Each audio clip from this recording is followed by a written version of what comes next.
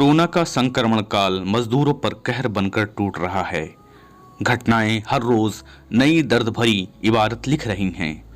प्रवासी मजदूरों पर आपदा का पहाड़ ऐसा टूटा कि दादी और 3 साल की पोती की सांसें टूट गईं।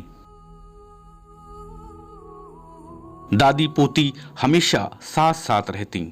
हादसे में भी दोनों ने साथ नहीं छोड़ा और कब्रिस्तान में भी। ये दर्दनाक मंजर देखकर हर किसी की आंखें नम हो गईं। ये वाकया है बलरामपुर जिले के पनवापुर गांव का।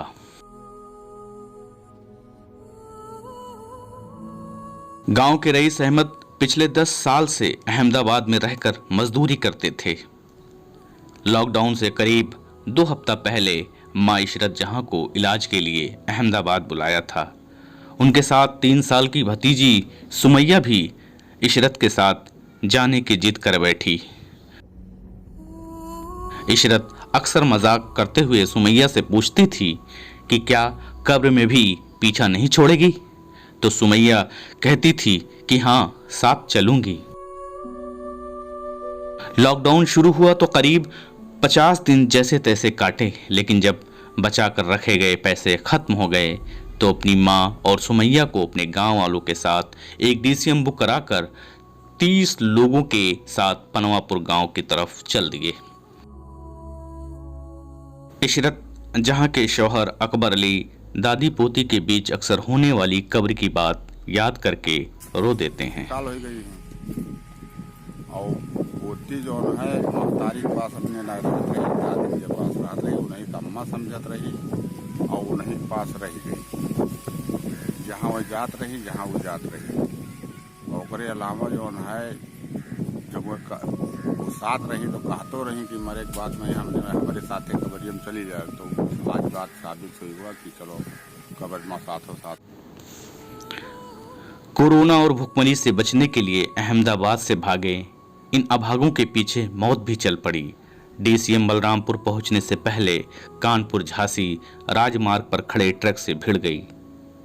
इस दर्दनाक हादसे में इशरत जहां सुमैया सहित कई लोगों की मौत हो गई, कई जख्मी हो गए। दादी पोती को कब्रिस्तान में पास पास दफना दिया गया।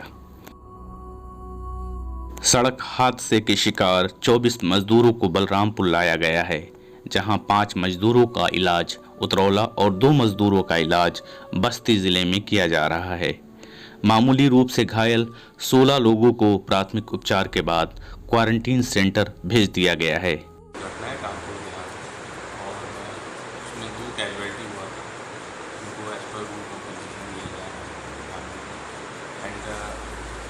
बाकी लोगों को एग्जामिन करा के उनको क्वारंटाइन करा दिया।